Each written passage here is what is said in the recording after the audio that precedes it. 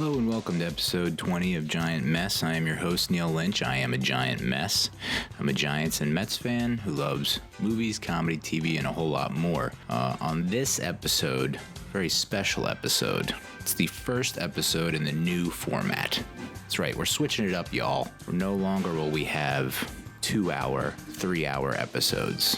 Ain't nobody got time for that. So what we're gonna do, we're gonna record a couple times a week. We're gonna try and condense it to 30 minutes to an hour. And with this episode, we're strictly talking Mets and Giants. That's it. No TV talk, no movie talk. You want TV talk? You want movie talk?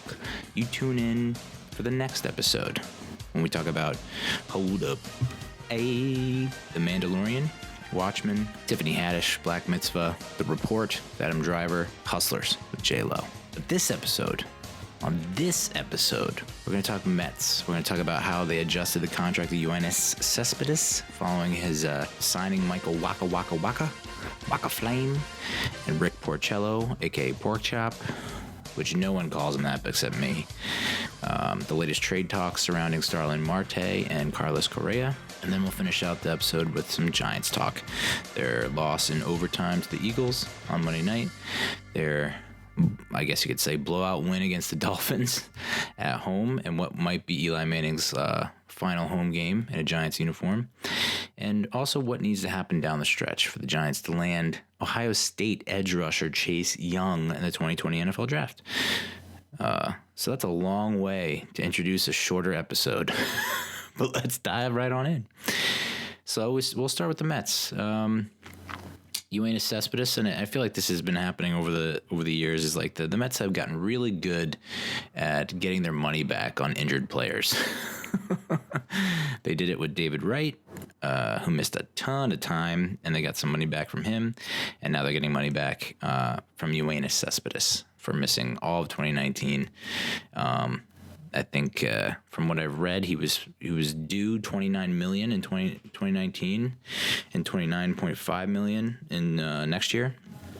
And his 2019 pay was cut to around $14.8 million, which, hot damn, man.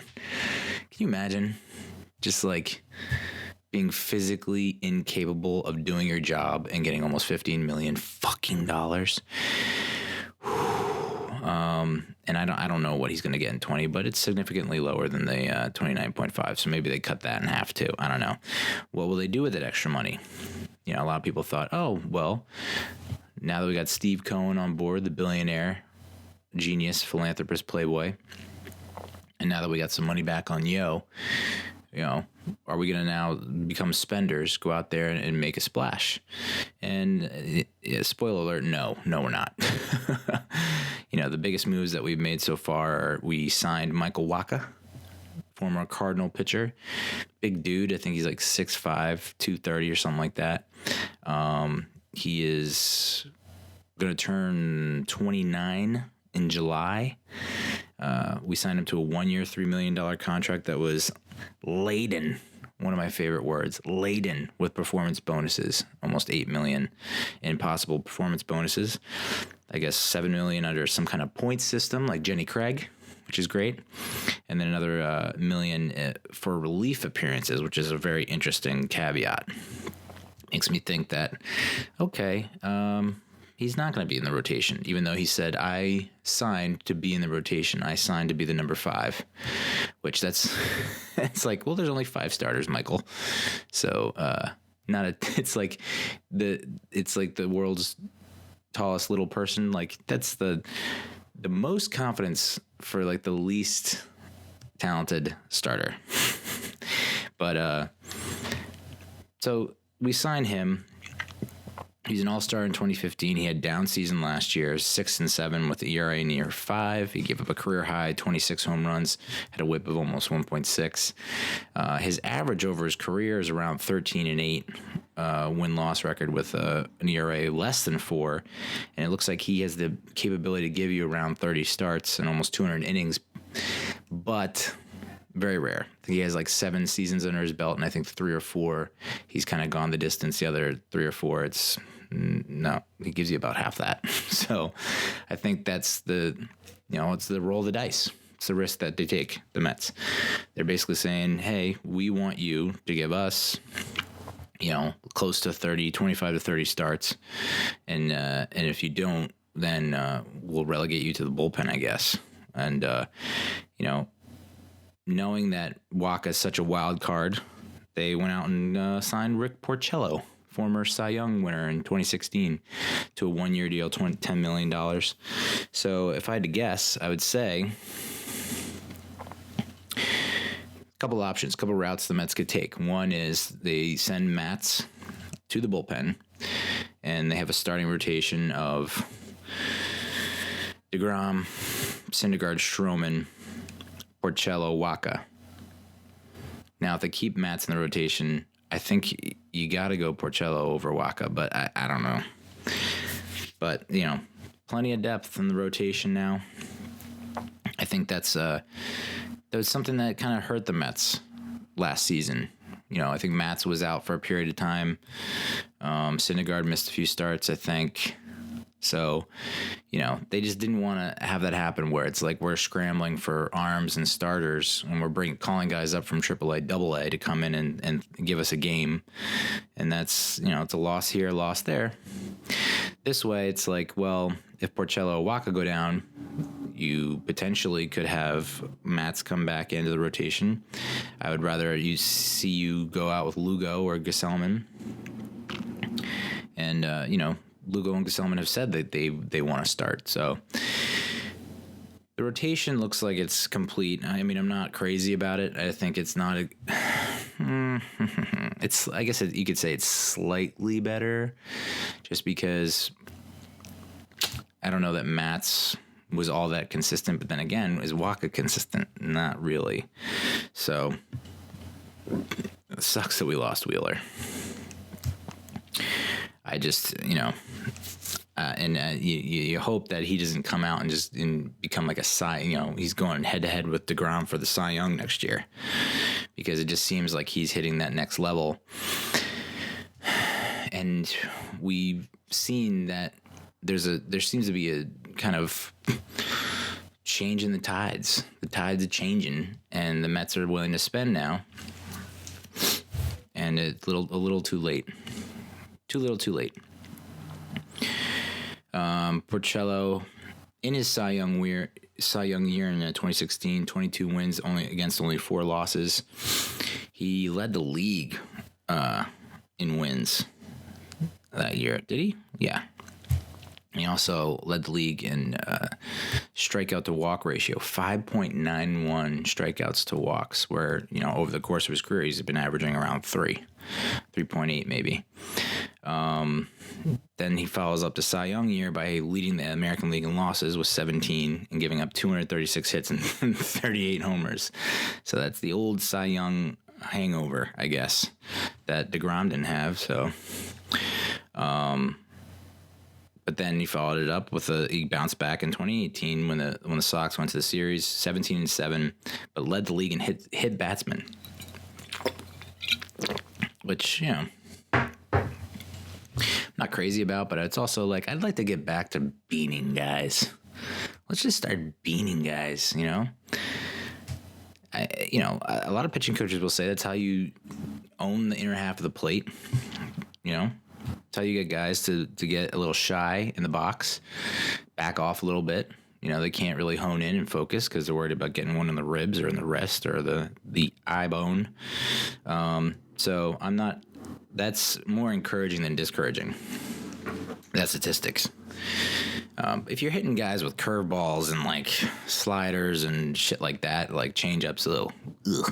But if you're going out there and you're like, I'm gonna come dangerously close, I'm gonna buzz the tower, and if I hit a guy, all right, fine, I'm down with that.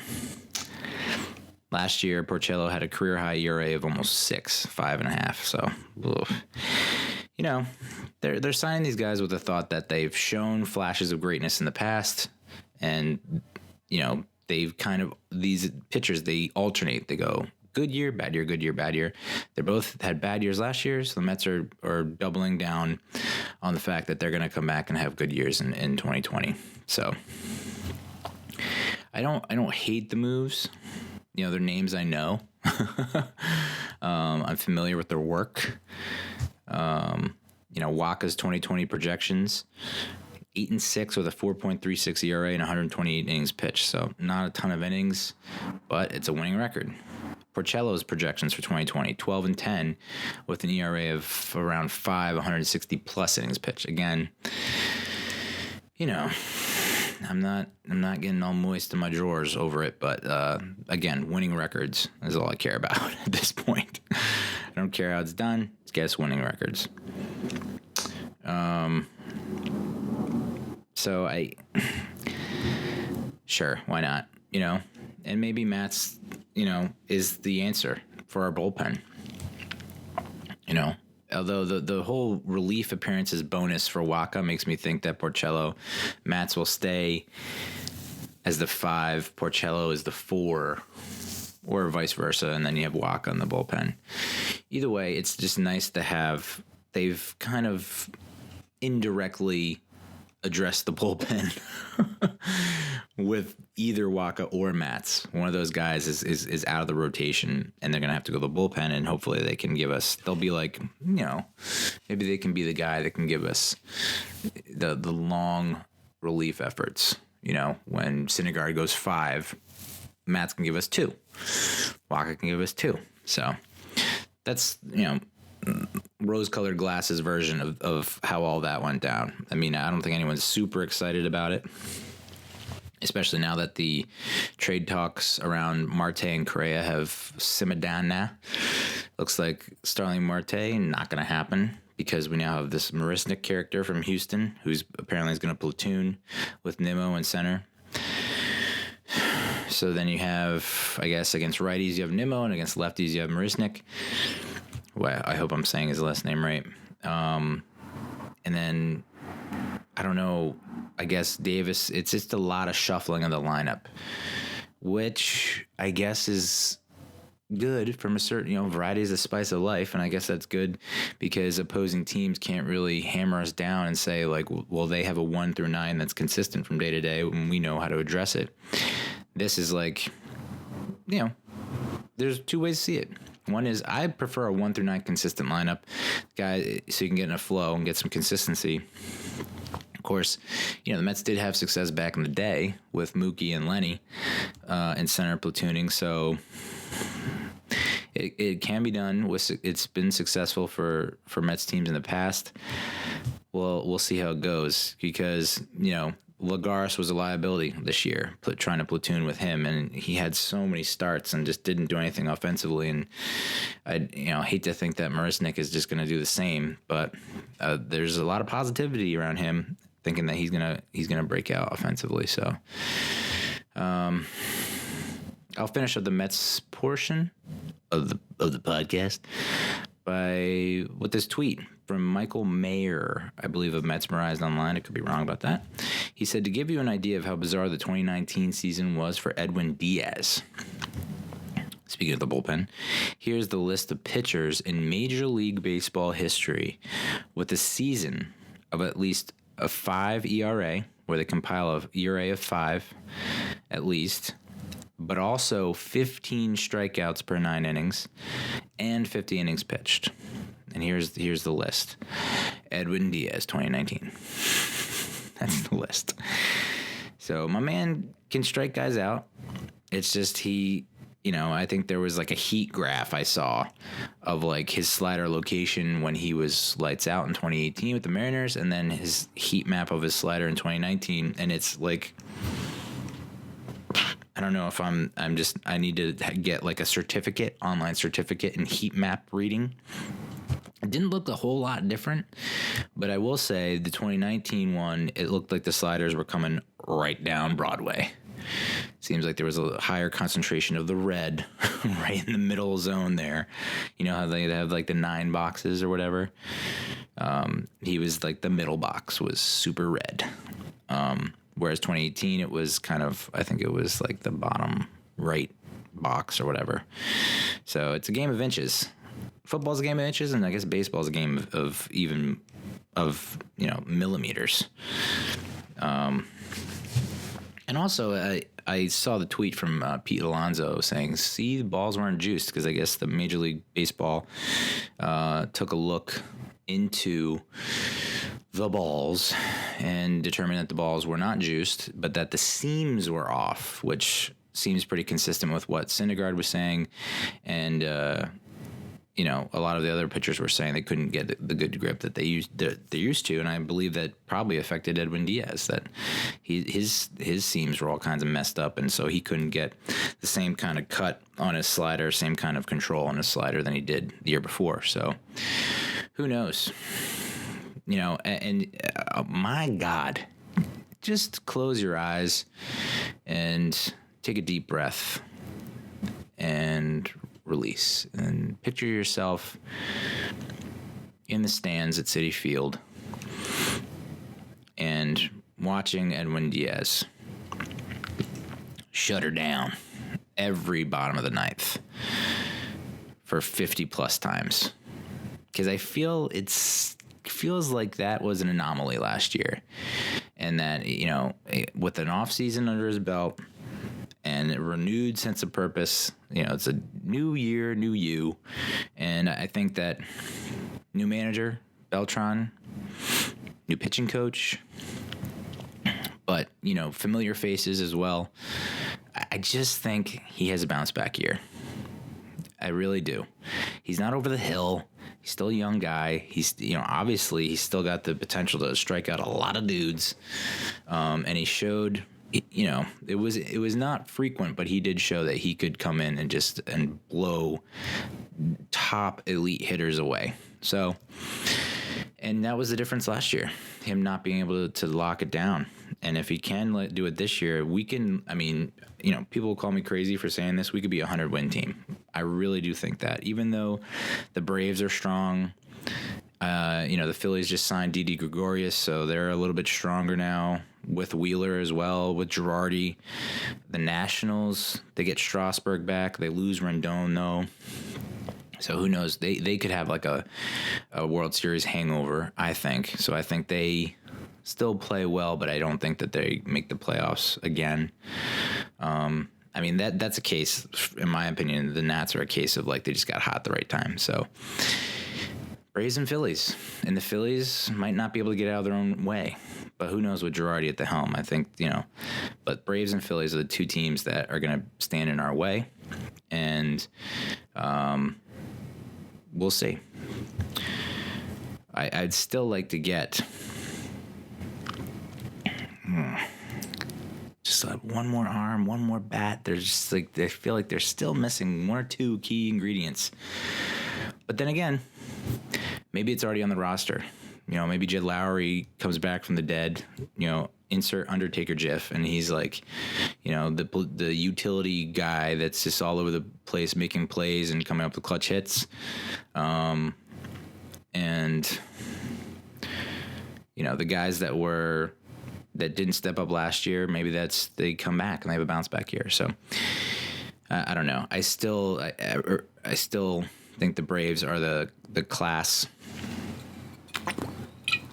of the division, even though they shit the bed in the playoffs. And the Phillies, the Phillies always have. The Phillies are going to be a threat until they're not. I don't know how to explain it. Like, they will get hot and be on top of the world, and then they just collapse for no reason. So, but maybe the Phillies haven't done enough. It's like, are Girardi and Wheeler and Gregorius enough? Maybe not. All right, so that's Mets talk. Let's dive into the Giants. I didn't get to recap the Eagles game last week. This full-time job is kicking my ass big time, and I'm probably burnt out already. I've been on the job like less than a month, and I'm burnt out. But so we're gonna recap the Eagles Monday night game, that horrific loss, and then the blowout win against the Dolphins. I want to say that I think anyone who's not a Giants fan would say, wow, you're up 17-3 and you lost in overtime when you had that game in the bag, and then you let it get away against like pretty much backups, reserves, whatnot, like inexcusable, fire everyone. But it's like, That's just the way it has gone against the Eagles for a very long time now, where, and it's funny to watch on Twitter. It's so funny to watch the reactions on Twitter. And, I've tempered myself now because I know doesn't matter how much we get up. I've seen us go up 19-3 and lose 22-19. I just seen the wheels come off and get derailed down the stretch because we just cannot. Either we're not making halftime adjustments or we are not responding to the halftime adjustments that the other team is making. And that's got to be on the coaching staff. It has to be. And it was just so funny watching like everyone, it's Eli Manning's first start since week 2. Could be one of his final games ever.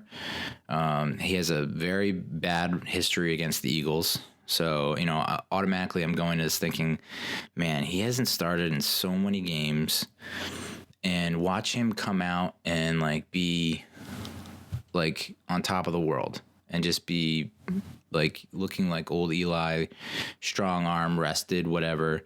And we got a little bit of both, first half, the first series or so. First quarter, I want to say, he did look very rusty. He's throwing behind guys. He's throwing too high. He was very inaccurate. And we went back to the old 3-and-out. I feel like we didn't get a ton of 3-and-outs with Daniel Jones. He just finds a way to scramble on third down and pick up first downs. Back to Eli now, it's a lot more 3-and-outs. So, and then he hits the one slant to Slayton, who takes it to the house, and then he hits a long bomb to Slayton on the left sideline, who takes it to the house. And I'm thinking, man, outside of those 2 throws, what are the Giants and what does this game look like? And yeah, I saw a lot of tweets and a lot of people saying, "Wow, Giants defense looks good in the first half," and it's like they should. They had the Giants defense outside of maybe 1 or 2 guys, Peppers and Connolly. Their starters are all there, and they're all fully rested. They're all ready to go. No one's banged up or injured or anything. So I would expect the Giants defense to shut down an Eagles offense that is hobbled. I mean, Alshon Jeffrey left the game. I don't even think Nelson Aguilar suited up. They were down to 1 healthy receiver. Miles Sanders left the game. I think Jay Ajayi was a non-factor. And all of a sudden, it's their third, fourth string running back is tearing us up. Zach Ertz, I don't know how. Going into the game, you have to know Zach Ertz is their main weapon, primary target, who's going to tear you up. And they still, even after all the other viable receiving threats went down or left the game, could not cover Zachary Ertz. Just mind-blowing. And I knew as soon as the game was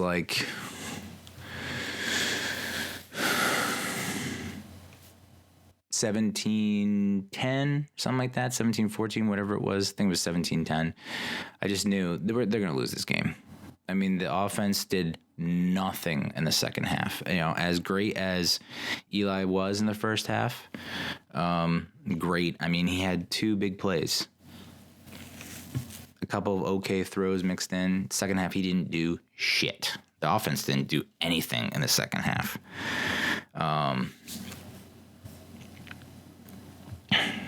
So I should have put money down on them losing in overtime, because that was just a guarantee, especially after the broadcast team, was it ESPN jinxed the shit out of the team by throwing up that graphic. The Giants are 8 of 9 in overtime. Oh, okay. Here comes a big L right in the face.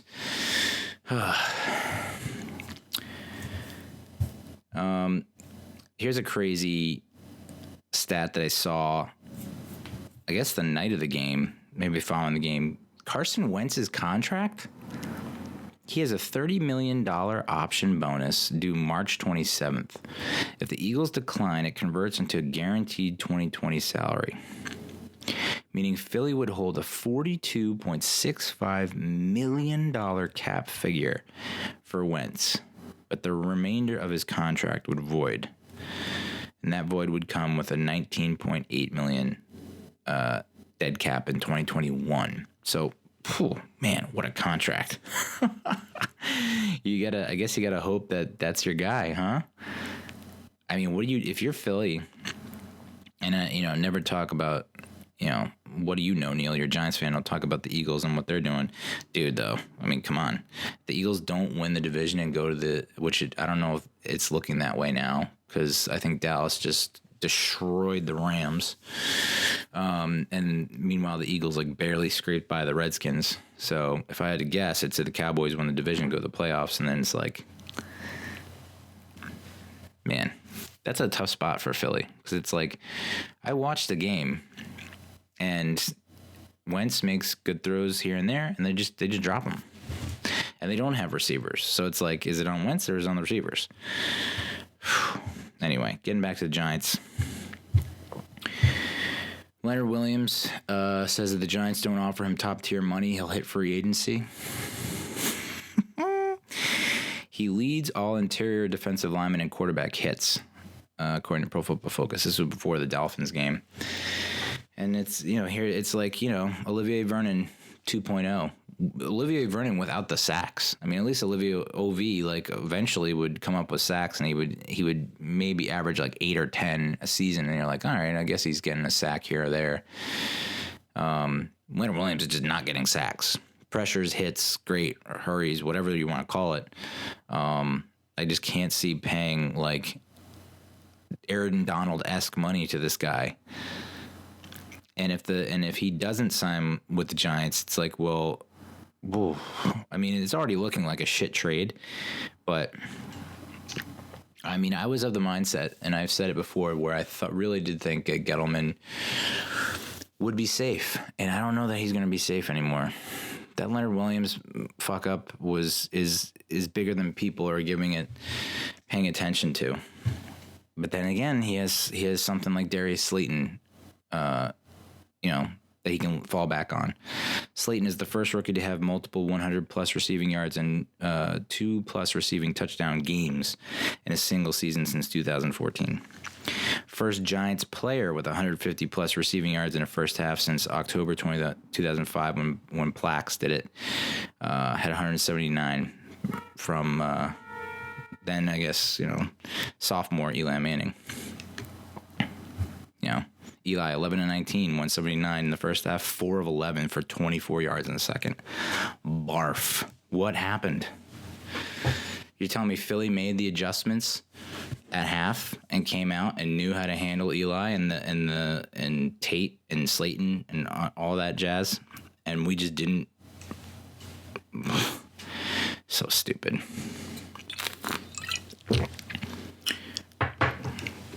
And it came down to the defense too. I mean, that Eagles offense was so debilitated. They lost their right tackle, their running back, the receivers. I mean, they were just a mash unit, and we couldn't stop them in the fourth quarter. And I tweeted that DeAndre Baker is basically a bust. And of course, he posts an 87.6 overall grade, and had 3 pass breakups on 5 targets, allowed just 1 catch for 7 yards. But did you see the tackle attempt that he had on what could have been a stop? He completely whiffed and olayed, and it just it's a bad look. And he does this thing, I don't know. He just rubs me the wrong way. Breaks up a pass and he does that stupid jet thing that he does with his arms extended, and I'm just guy, do the pass defending more often, and then eventually come up with your celebration when you're lauded as one of the top players in the league, not when you're considered a bust.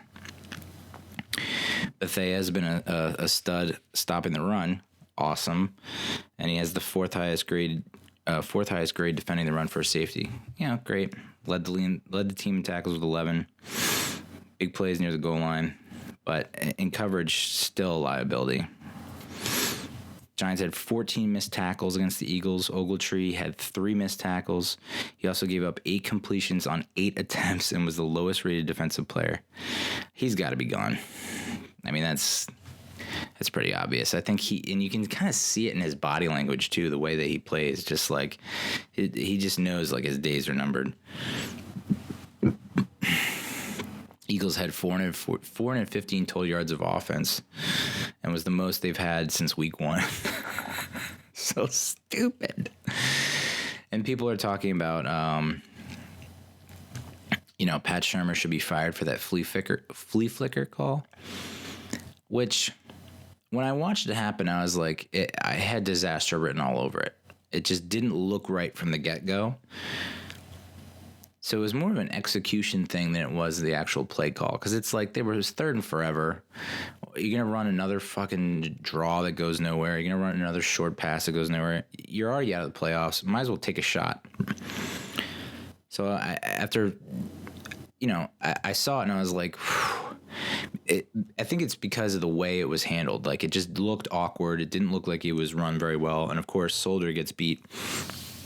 And people are, tearing into Shurmur saying that's the reason he should be fired. I was like, no. He should have been fired last week after he did like a 3rd and 10 like jet sweep to a guy they just signed who didn't even take one snap all year. It's like, that's ridiculous. But and then it comes out like you see the replay. And if Solder blocks his guy, Manning has, I think, Golden Tate or someone down the seam wide open for a touchdown. So.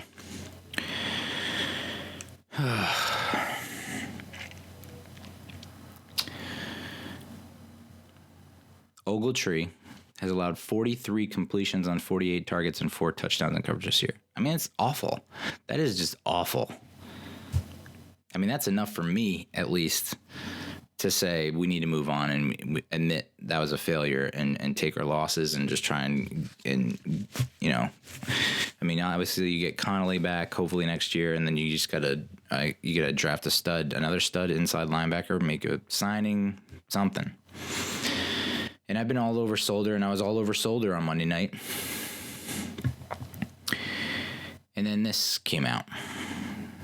The Giants revealed in their announcement that Nate Solder was the Walter Payton Man of the Year nominee, that his 4-year-old son Hudson underwent surgery to have a tumor removed during bye week, and he is currently undergoing the 3rd round of chemo. So you wonder why a guy is playing the way he is? That's probably a pretty good reason why Solder is not playing up to snuff.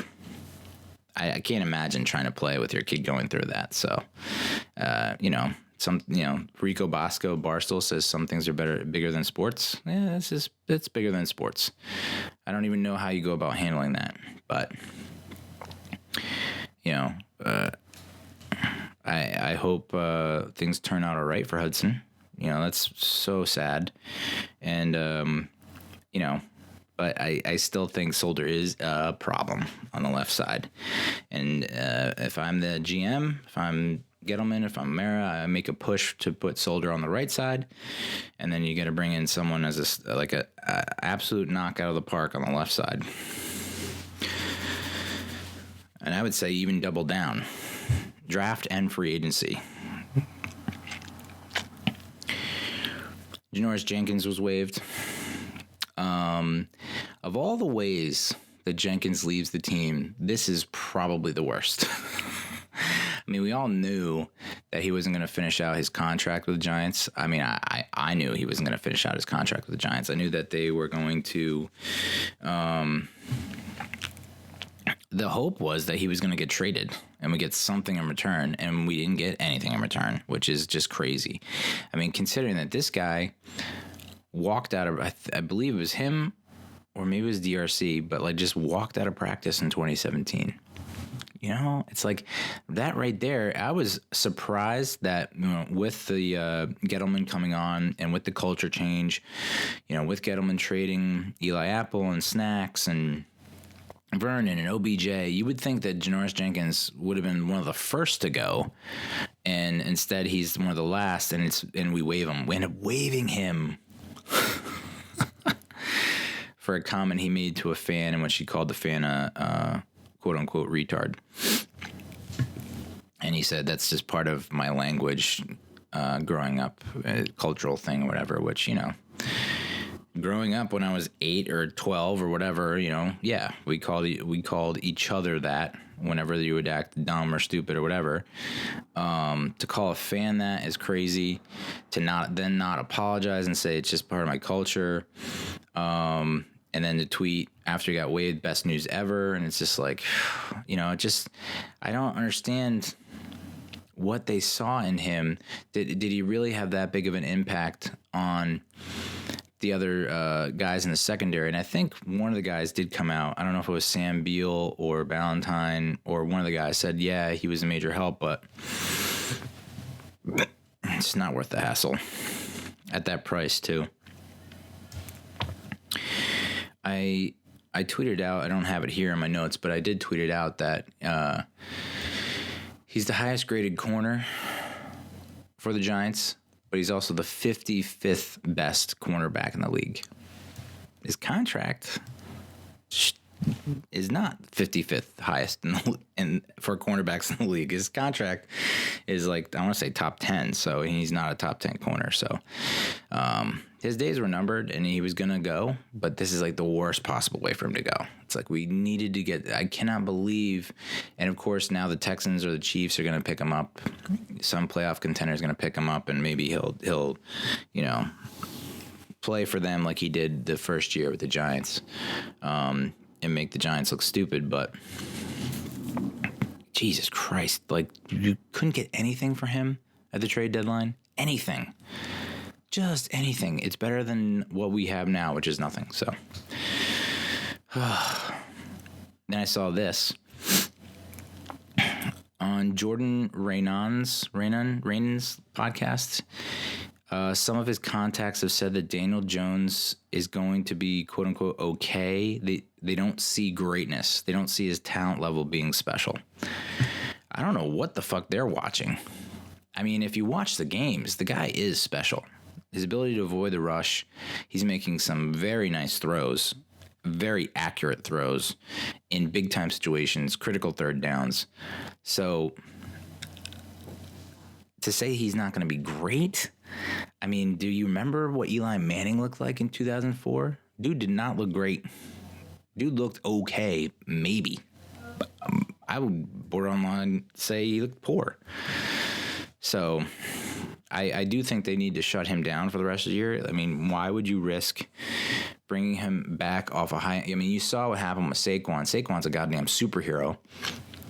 And he came back from a high ankle sprain too early, and he didn't look like himself until like right now. He's able to make cuts now and make defenders look silly. So why would you do that to Daniel?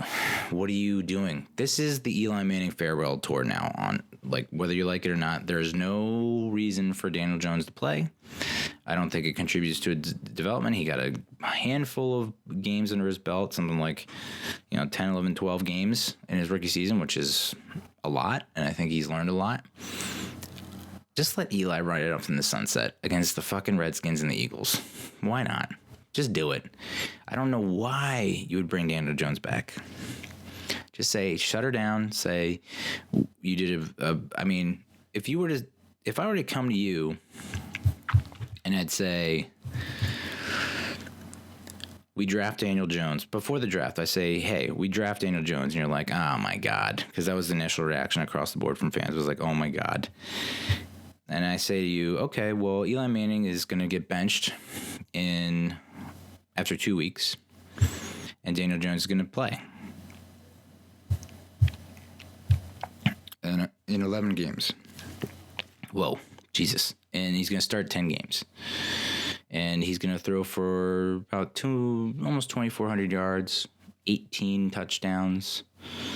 He's going to put up a rating of about 84, 62% completion percentage. Like, you would not take that? You wouldn't say that's really good for a rookie quarterback? And do you think that, like, even if he puts up those numbers consistently on most teams, he wins those games, but he doesn't have a defense right now with the Giants. So if he puts up those numbers on a consistent basis, I'm completely fine with that, and I don't describe that as okay. I just don't.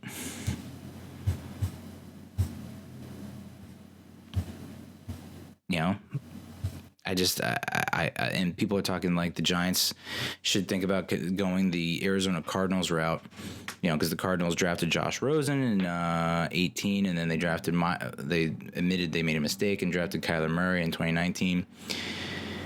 So Daniel Jones is Josh Rosen now, and Joe Burrow is Kyler Murray. What? I just don't.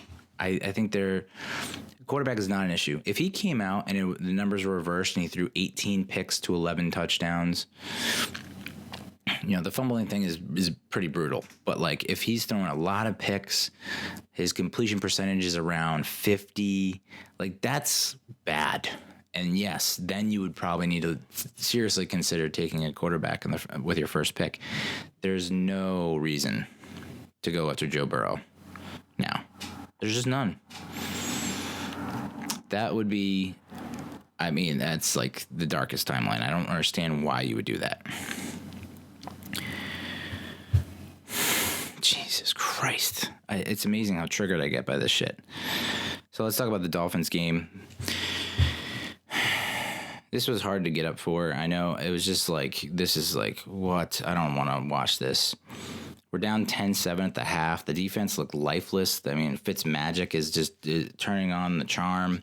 And we have a guy named Patrick Laird, like running the ball and making plays. And he's like their number one weapon. And the offense had nothing going on. But we turned it on the second half and pulled away. Mostly because I think the Dolphins were just like, fuck this. Are you guys actually trying? We're not trying. We were 45% on third down, which is always nice to see. We averaged 6.5 yards per play. Eli is 20-28, 283 yards, 2 touchdowns, 3 picks. And the 3 picks were bad. Yeah, for sure. I got mad online and I unfollowed a lot of people today. Just talk like you're going to make a big deal out of fucking Eli Manning throwing another bad interception. Like what? You took the time to write an article about how Eli threw a bad interception to end the half. Okay. Like you guys know he's going in the Hall of Fame. So like all this game, the previous game, this season, the past 2-3 seasons, they don't mean anything. They really don't. And I think if he stopped playing after the 2016 season, it was like, you know what? Gave it a shot. We made the playoffs, but I don't see us going any further. And he stopped playing after 2016. He would still make the Hall of Fame. These past 3 seasons have just been like, whatever. It's been the Giants refusing to move on, thinking that he still had something and sticking to him and sticking by him. And it's like, he probably should just stop. I mean, 2015 was as good as it was going to get for Eli. 2016 was like, meh. And if he stopped playing after that season, he's still a Hall of Famer. So Saquon, 24 carries, 112 yards, 2 touchdowns, almost averaged 5 yards a carry. Had 100-plus rushing yards for the first time in his last 9 games. The 8-game drought was the longest of his career. Buck Allen got some touches, 8 carries, 28 yards on touch. Curious to know why he's just now getting into the mix. Feels like maybe mix it up a little bit more. I was just watching the Cowboys game, and it was like they do a pretty good, nice rotation with Ezekiel Elliott and Pollard, Tony Pollard, whatever his name is, Pollard, who looks really good. They just have a really good 1-2 punch. And while Saquon physically probably can withstand the workload, it'd just be nice to offload it a little bit and rotate it, give a different look to the defense. Shep had 9 catches, 111 yards, but only 1 catch in the first half. Ugh. He had Eli put it right on his numbers on one of the first drives, I think, on like a third down. Had Shep up the seam and hit him right in stride, and Shep dropped it. So you can just tell, like, there's not a lot of intensity. They're just like, yeah, we suck, and I don't really care anymore. Golden Tate was pretty much MIA. He had only had 4 targets. And he had, of course, he's good. He's always good for 1 like big catch per game. usually for a touchdown. This one, it was a, guy all over him, juggles the ball, catches it, and then for reasons I can't even explain why he would do this, but instead of just running straight ahead for the touchdown, he decides to turn around and look at the guy as he backpedals in the end zone, almost doesn't make it. And I'm pretty sure he got concussed on that play, hitting his head backwards, falling backwards into the turf. Darius Slayton, 3 targets, nuts. I don't know. I don't know. Guy needs more than 3 targets. 2 catches, 31 yards, and the touchdown, but how he's only getting 3 targets, I don't know. Seems wrong. Saquon had 5 targets, 4 catches, 31 yards, which is, it's better, I guess. I'd still like to see him have like that 5 catches, 50 yards. That's like a good round number, and maybe that needs to be like 7 or 8 targets. And I think that, I don't know where this was mentioned, but I saw in a video that was on Reddit, but it was like in the scripted portion of the games, Shermer is calling his number in the passing game. But then after the script goes out the window and they kind of have to, he kind of has to wing it or whatever. He just doesn't call Saquon's number in the passing game. Exhibit 1,054,000 why Shermer should be canned. Defense had 3 sacks, which is nice. Forced fumble, even though I don't think it was a fumble. Sam Beal led the team in tackles with 11. 8 solo. David Mayo had 6 tackles. R.J. McIntosh had a sack. Marcus Golden and O'Shane Ximenez shared a sack. Golden is the first Giants linebacker with 9+ sacks in a single season since Jesse Armstead in 1999. Holy shit. It's been 20 years. Oh, my God. Wow. Like, someone needs to frame that statistic and mail it to John Mara and be like, this is your problem. Dalvin Tomlinson had a sack. And I don't know. I don't know that I felt good about this win. It more looked like the Dolphins were like, yeah, we're like, you guys have all your starters that you're paying a lot of money to, and you guys are trying, and we're none of us are starters. We're pretty much all undrafted. We don't, it's fun to kind of compete for a little bit, but we're tired and we're just going to give up. So even though we beat the Dolphins, we have the same record as them. We still have the number 2 draft spot behind Cincy. And I guess the prognosticators, whatever, are saying that Bengals would take Burrow with number 1, and then we would take Chase Young at number 2, and then why not throw this into the mix during a week where I find out Nate Solder's kid is undergoing chemo and Janoris Jenkins gets waived. Why not have news leak that Chase Young is not going to declare for the 2020 draft and he's going to stay at Ohio State? Why not? That'll be fun. Can you imagine if he stays? Yeah. Oh, boy. I guess, if he does stay, you trade down and then you draft that tackle from Alabama, whatever the fuck his name is, Andrews. So I think it's based on strength of schedule. So even though I don't know why they don't do head to head, but instead they go by strength of schedule. And I guess the Giants' strength of schedule is worse than Miami's. So we currently have the number 2 spot. I don't think there's no way that we can get the 1 spot. I don't think. Pretty sure. We're at Washington on Sunday. Then we're home against the Eagles the following Sunday. I mean, I could see us easily going 0-2. I could see us going 1-1. I could see us going 2-0. I don't know. I don't know what this team. I mean, the Eagles did not look great against Washington. Maybe Haskins, is starting to come around and starting to play better. I know McLaurin looks pretty good. Their rookie receiver. Peterson has still got a step. Who knows? But in terms of the other teams that we're competing with for a high draft pick, since they're going to Miami, and then they're home against the Browns. don't even know.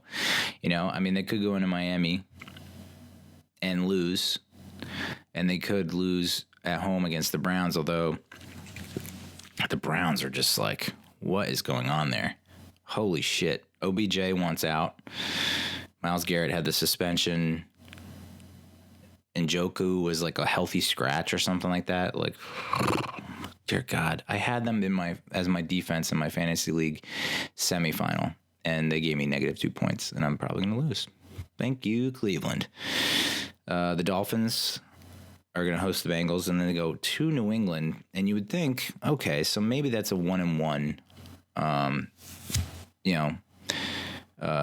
output, but I don't think the Patriots are in the habit of sitting guys. They pretty much start guys no matter, how clinched things are, because I think they just want reps and the repetition and whatnot. So I would say at best 1-1. The Lions, who are now 3-10-1, are at Denver and then home against the Packers. And given that this Blau character is like not gonna like put on a cape and save the day, I would think that they lose at Denver and then they lose at home against the Packers, which means they would go 3-12-1, which is worse than like if we went out. If we go 1-1, which is very possible, if we beat the Redskins and then lose to the Eagles, go 4-12. They go 3-12-1. They get the second pick. Would they take Chase Young, though? Maybe. And then the Redskins, they host us, and then they're at Dallas. I think that could be 0-2 or 1-1. And so they could very possibly go 3-13 and get that number 2 spot. So, yeah, I mean, that's tough. That's tough. But to pin all our hopes on one draft pick is kind of, I don't know. People are saying that Chase Young could be the next LT. I'll see it. I'll believe it when I see it, type of thing. But it definitely would make the defense better. And who knows, maybe that opens up, with Golden already performing like above expectations, should they re-sign him? I would say, yeah, if it doesn't get out of control and it doesn't take away your ability to go after positions, yes, pass rush is definitely a position of need.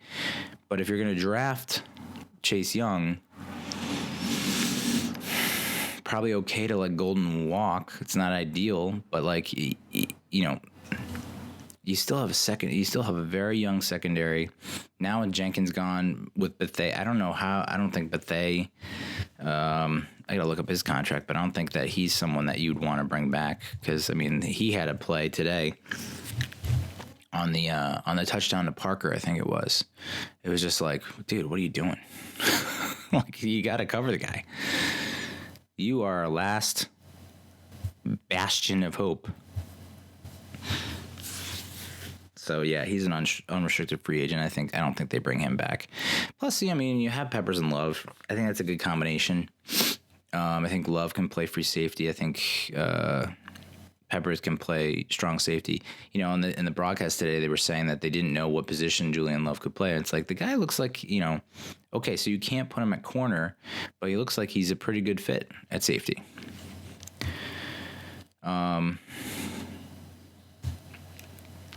So yeah, that's the episode, abridged version, the under hour edition. I'm trying to get this down to 30 minutes, but I don't know. It seems really tough. Talking about your passions, and you want me to go short on my passions. So I, honestly, just let Eli play the last 2 games and let him ride on the sunset. And have that last home game against Philly. Everyone show up and go nuts and do whatever you want. Pre-game, halftime, post-game, just make a big spectacle out of it. And I know they kind of did the classy thing today where they had him, run off the field to cheers. But, like, it felt a little... It was like, might as well do it against the Eagles. Like, against the Dolphins, it doesn't feel as cool. Just let him play. Who cares? Daniel Jones, I don't know that you really need to see more of him. You know what you need to work on with him. You know what he does well. You know he has trouble with the zone, getting rid of the ball. But, you know, to say that to give up on him after 10 starts, 10 pretty good starts in my mind. I mean, you know, the defense plays better in like a handful of those games. Those are wins. So, but I'm repeating myself. That's today's episode of Giant Mess. Stay tuned if you're into TV and movies for another episode, hopefully coming out in the next day or two. Hit me up on Facebook.com/Giant Mess, Instagram, Twitter and YouTube, Real Cinch, REALCINCH. Call the hotline 862-BIT-1986, and we'll see you sooner rather than later, bro. I'll see you before you see me. Whatever, dude. Later.